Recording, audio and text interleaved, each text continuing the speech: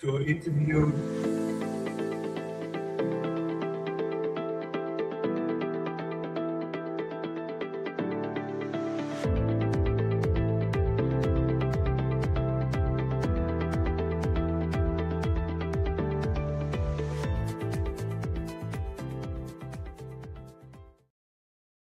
here, and it made me think back that a quarter century ago, I won the ILD Education Trust Fund and the IES and a Richard Kelly grant.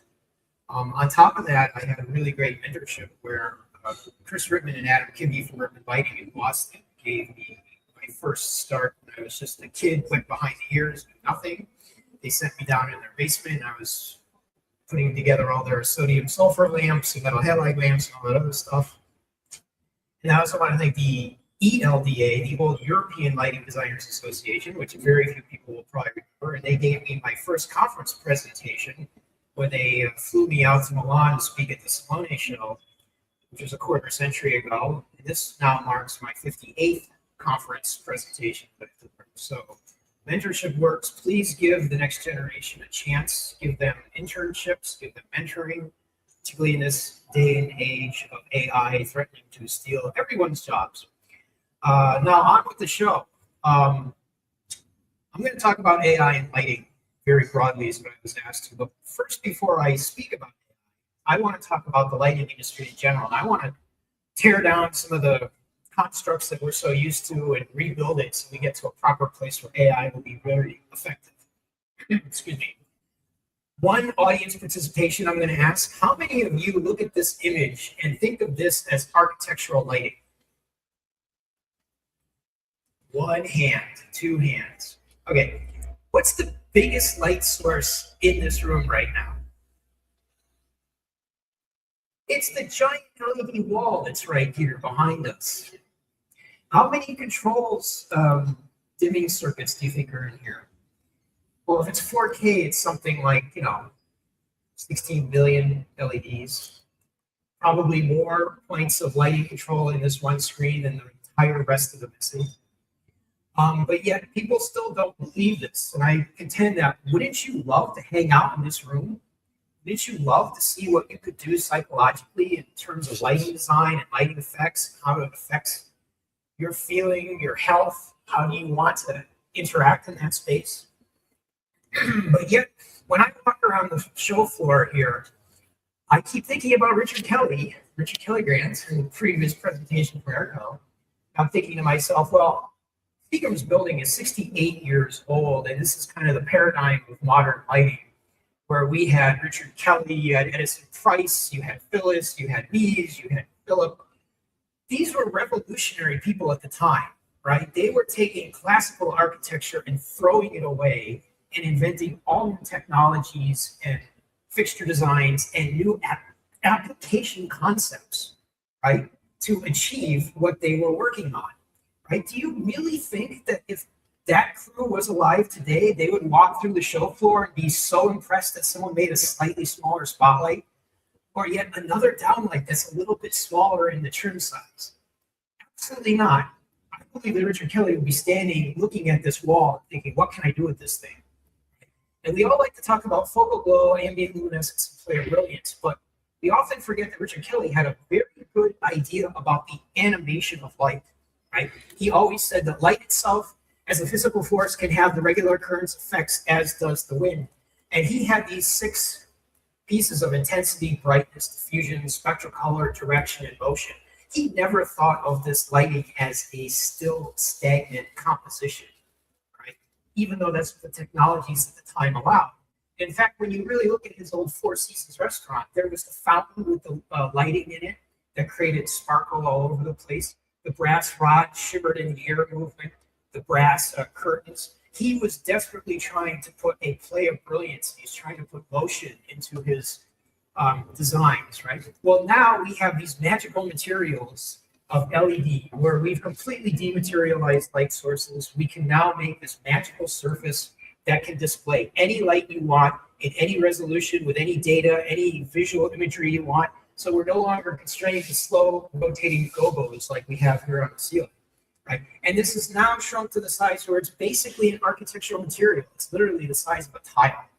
porcelain tile, right? Now, what you don't know is that in the virtual production world where all these technologies are coming from, micro LEDs have so shrunk the size that most of these screens are actually black when you don't see them on. And also they've been adding now RGB white, RGB cyan, and amber, because there's needs in the virtual production film and broadcast studios for better skin rendition and skin tone. So a lot of the core technologies are there that pretty soon, when you have 5 or 6 or 7 channels of spectrum built into these wall surfaces, you'll be able to control circadian rhythm lighting very accurately on top of everything else with the screen. So let's go back to 1929, and you're telling me Richard Kelly, if he had access to this, would still be, doing travertine marble? Maybe, but I think he would also be doing something like this, where he would have surfaces that were beautiful and sumptuous, with just the right rate of motion and the right animation that creates a vivid, beautiful space that you just want to chill out and stare at that wall after a long day. Let's tear down a few other things. I am totally over lighting controls. As any of you have talked to me will know, that basically all the lighting systems in the architecture world are stuck in this paradigm. This is a old ETC console before it was even ETC from the early 80s. And like all of our lighting controls are stuck in this notion of preset scenes. And that's just crippling our ability as the lighting community to get beyond that and do something more novel with this, right? So in fact, let's strip down lighting to a few new ideas. The first thing, I don't have time to go over this, but I have given an entire presentation, please look it up on YouTube, called the DC powered building, where I talked about everything in a modern building is DC power. In fact, every single light source that I can see here ultimately is DC power going to the LEDs, right? And in fact, all of the energy generation on the building is DC power. The battery storage, DC power. The variable speed motors, DC power. All of the devices in the building, DC power. The charging outside in the parking lot, DC power. It's obvious that buildings need to go to DC power infrastructure. Why does that matter for lighting? Well, once you go to DC power infrastructure, you get off of this old clunky AC stuff with manual switching, glommed on with like sensors and IoT smart stuff. And the actual power infrastructure goes digital. The actual control of the electrons goes digital. And suddenly you can just have 48 volts going straight from your solar panels into your lighting without transformation, and you get way more energy efficient. So this is why you're going to start to see DC, DC, DC slowly but surely take over everything. A few years ago, you started to see 48 volt track systems here already, right? And that's just like so obvious, low-hanging fruit. The next thing, and I was so glad Colleen from the IEM showed that slide where they're trying to reorient all the recommended practices into a more humane, human way of thinking about this, that we need to redefine how people act. Because, I'm sorry, but people are not sitting in their 1960s open offices reading stacks of papers anymore. People don't read anymore, much more read anything on paper. So we have to redefine how people really live and act, and we need to get real about what is the best practices nowadays, knowing all we know about psychology and the human retina system and all of these various things that we did not have in the 80s and the 90s, on and on. And then once we get to that point, once we get there, suddenly we can actually start to use AI to optimize human health and wellness, which is the ultimate goal for all of this, right? Let's talk about a better control system first and foremost to replace the old notion of preset scenes. So on the left here, so I can jump over here, and look, I can walk right up to this big shiny light source and show you data on it. On the left side, we're going to have data inputs. You're going to have local sensing. You're going to have data tables. Then you have a processing engine where you have sort of if-then logic systems. You have media content. You have abstraction. You have generative engines, whether that's live rendering like Unreal or AI systems. And then on the output side, everything is basically a pixel. I've said this in previous conferences where every light is now a pixel and every pixel is now a light. And if you think about it, at some point, every modern lighting control system is pushing control through IP. whether that's this video signal or those DMX signals or those Dolly signals, it's all on the same Ethernet cable. So why not just think of it all as one unified pixel mapped environment? Now, if this blows your mind, hang on, because we have to think about the world of AI. So what this does is this turns environments into live sort of portals to the virtual world.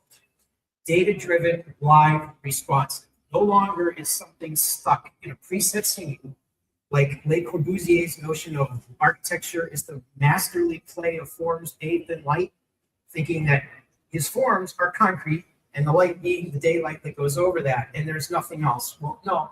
Now our forms are bathed in data and can drive anything we want. So what happens is that then creates the AI machine learning loop, where your environmental space starts to have intelligence. It starts to know your patterns, it starts to remember your patterns, it starts to predict your behavior. And then that sends it right into your live data feed that is controlling your space, right? So it's no longer like I need a spreadsheet to craft scene 1 and scene 2 and scene 3, and that maybe someone will push randomly some buttons and hopefully get it. So now, is this architectural lighting? Well, I mean, I'm literally, and from my perspective, standing in front of this beautiful fiery wall, zoning out, right? What if this woman is having a beautiful yoga experience and there's a whole bunch of variables driving the rate of this effect, the play of brilliance, the ambient luminescence? We also, I'm going to keep harping on this a little bit, right? How many of you have put this in, and when you get out there, people randomly push the numbers because they have no idea what the buttons do? So it's not even a linear thing like what theater originally had, where it's a beginning, middle, and end. That would be a huge improvement. We need to think of space and time as cyclical phases. And this is just an interface system that we should think about rather than scenes and stagnant scenes, or worse, random chaos scenes. Everything should be thought of as cycles of time and scales of time, so that you can have seasons, holidays, sports, events, whatever it needs to be for your project. And, you know, don't you think that a modern building should change across the day, should change across the seasons? Maybe it could represent holidays, and maybe it could represent special events, depending on your project and client type. What if you were doing a luxury residential suite and it's in winter and it's the Christmas time and it's a child's birthday? Shouldn't this wall be automatically generating some sort of picture backdrop that looks gorgeous for your birthday party? That's easy to do. That's 3 seconds on Midjourney. You can get that. Why can't we build that into our systems? So then as a designer, you have to start to think about layering, the prioritization of layers of time, scales of time. And then again, I challenge you to think, is this architectural lighting? I think most people would love to believe that architectural lighting can be some sort of daylight is the pure thing. And everybody's imagining the beautiful window filled with daylight with the spectacular view of the bucolic green park. Reality is most projects barely have windows. If they do have windows, it's overlooking the chilling plant in the parking garage. Right? And a lot of our constructed space does not have access to daylight or windows. And you have to light that space, and people have to occupy and live in those spaces. So let's get real. What can you do to make that space a beautiful experience for people to live in, even though there's no windows and there's no daylight? Oftentimes, this is where folks will start to get derailed off on the whole privacy discussion, like, ooh, privacy, can't monitor anything. And I get so frustrated with that because there's this sort of phases of anonymity is what I call it, or a spectrum of privacy that you know is how we actually live, right? If you live in a mud hut somewhere, you are untracked except for the footprints you leave in the dirt. But in a modern building environment, how many of you went to the restrooms right here, stuck your hands under the faucet and they turned on? Well, the building is tracking you. The building is monitoring you. It just has no memory and it has no personalization, but it understood you were there and it responded to you and it turned on water for you, right? And then how about we just talk about basic interfaces? You go to McDonald's and you touch something that looks like a wall surface and you are touching and ordering and you're giving it tons of data even though you are anonymous, you're not there. But then Then you have to check in. There are plenty of valid reasons in life and in the built environment where you have to check in. How many of you would like to go on an airplane where everybody retains their privacy? Or check into a hotel where nobody has to check in and to give their privacy? Or a healthcare environment where you can just wander in private? You can't. So obviously you have to give your data, you have to check in. The moment you pay for goods, you've checked in, you've given up your privacy. There's lots of perfectly valid reasons. So let's design our environments so that they start to recognize this and use that data to customize as much as you can to the person involved. Then you get into these sort of higher levels of service concept. How can your lighting serve people actively to help with their task? And then once you get into that feedback loop where the surfaces are digital, the data-driven, and the data is live, and it's re-feeding itself in through AI, you get this sort of magic predictive behavior where the building is going to act moments before you do, because it's figured out what your patterns are. So notice the title on this is Your Friend the Wall. So maybe our client here had a rough day, all day long talking to the AI, 7 meetings, brutal commute, weather sucked. The AI knows all this. Comes home, she wants to do her yoga. It knows this. It will respond. Maybe it will chill out. Maybe it will up, whatever it is. The dose of blue light, you name it. This is where the next level of creativity in artificial lighting design should come from. Right? This is the sorts of things that we should be doing that we're not doing if it's just the 4 downlights on the ceiling controlled by 5 buttons on the wall. Let's talk about retail for just a second. So much of retail is about branded experiences, storytelling, about narrative. Social media makes that all participatory. Are we even anywhere there when we're talking about retail lighting? No, we're still doing track fixtures. Stagnant, on, no control, 1 light, color, temperature, whole space is 1 pixel, basically. So how can we suddenly make our surfaces interactive, participatory branding? How does that impact someone's psychology? This was a post I wrote. I was very inspired when I heard about Steven Spielberg's story where he was a child and he got a Super 8 camera, an old film camera. And he went off and built models, played with his friends. And just giving a child 1 old school manual film camera led to Steven Spielberg and that incredible pantheon of creativity. So let's give a child a virtual production studio driven by AI and see what their future is. Let's make a wall surface that's a digital surface that's responsive to the child, that can understand the child is playing with blocks, playing with teddy bears, and has a conversation with the child and helps amplify and multiply their imagination, not replace it, not stifle it, not hijack it for sales and social media. This is how Hollywood and film and broadcast is moved to. This is like Star Trek's The Holodeck, where you could be anywhere at any time. This is Hollywood now. Most of the content you're watching on Netflix, even if it looks like some cozy home scene, will be shot in a virtual production studio because the windows and all that have replaced green screen. So this is like LED signage and spectacle lighting in Times Square in Las Vegas and all that made the scale of LEDs this big. The film and broadcast worlds are making the quality perfect, so it's almost indistinguishable from reality. And then I recently put this up there this is not even tough to do. This is just some RGBW strip lights on the side and maybe some LED display. And if you don't have the budget for a proper LED wall, just put a 100-inch LCD vertical. It's $1,200 at Walmart. Put it in with some nice trim work. What content should be on there? Do you really want to be a cancer patient in the most dire state of your life in some clinically designed, 1 trough or overhead, same lighting all the time, it's on or off? A window that maybe looks at the parking garage? Or would you rather have a digital experience that's tailored because somebody said, hey, they really love tulips or they really love cherry blossoms? Their favorite color is this. Claustrophobic conference rooms. So imagine if this room just ended there, right? You can see the detail. Imagine if that was just light. Yeah, you can put some wall washers on there. Good luck. It's still going to feel like a tiny little closet.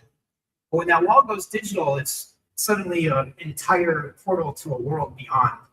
And also this was, I specifically made this to show a detail trick. If you imagine this in plan, that screen is not at the edge of that wall. That screen is actually 2 feet back, and it extends beyond that end wall there.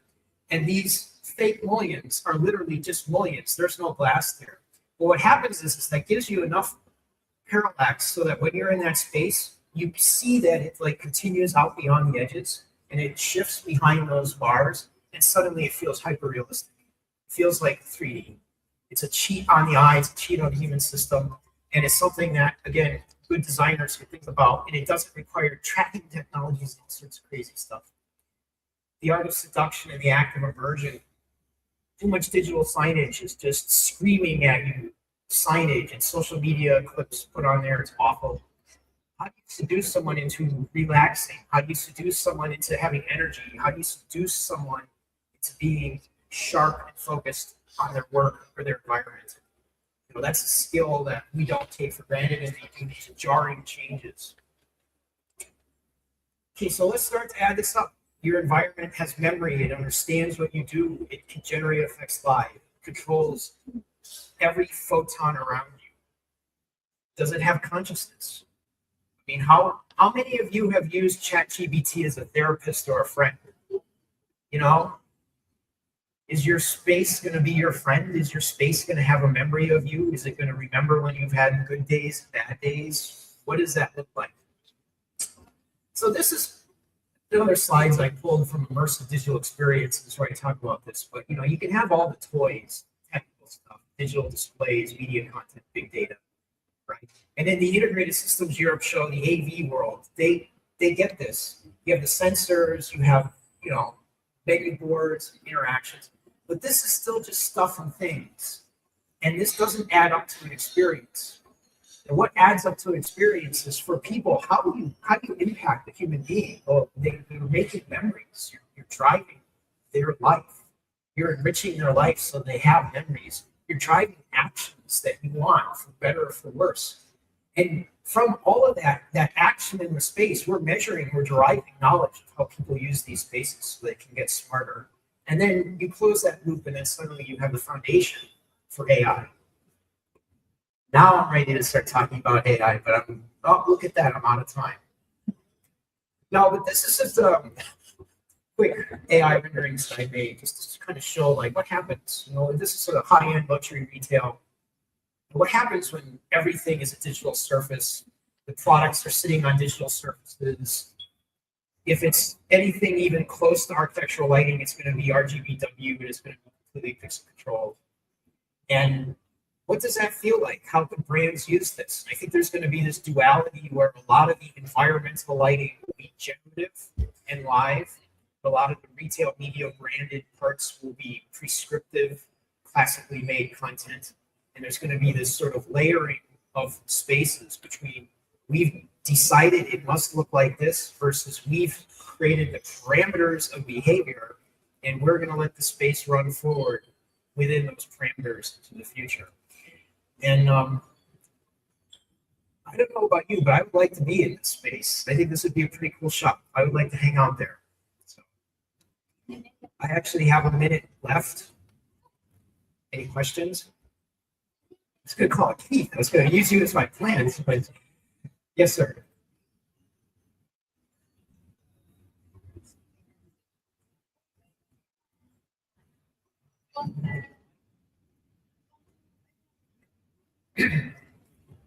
Just tell it to me and I'll repeat it. Here. Work like this. Thank you so much. I represent Intensity, and we are great supporters of what you just said. There are two questions that are usually asked to us. The first one is, how do you deal with the storage of your data, and how do you protect it? And secondly, everything seems digital and therefore in a cloud system, but also how do you deal with the hardware impact behind all this data and cloud system.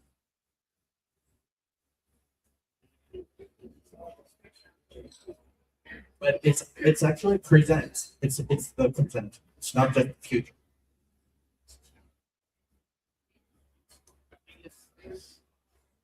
So the next challenges that lighting companies need to be thinking about when you're advocating for your client, who owns the data? Is it the lighting companies here that are trying to sneak IoT systems in and get all the data for their services businesses? Maybe you should have a line in your boilerplate spec that says the client owns all of the data, period. Nobody has access to it unless granted specifically, because everybody wants their sticky fingers in the data. These are the things that lighting designers should get really smart about. You're saying, I'm going to put a smart lighting system in. It's smart. It's going to learn a lot about you. And here's all the controls, protocols, and safeties that will make it useful and safe for you. Just as advocating for why is this track fixture quality and this one is junk. You know, so it's just a whole new world, right? All new challenges to have to look at over time, though. Yep. Thank you. Thank you. We need to get a move on. So for our last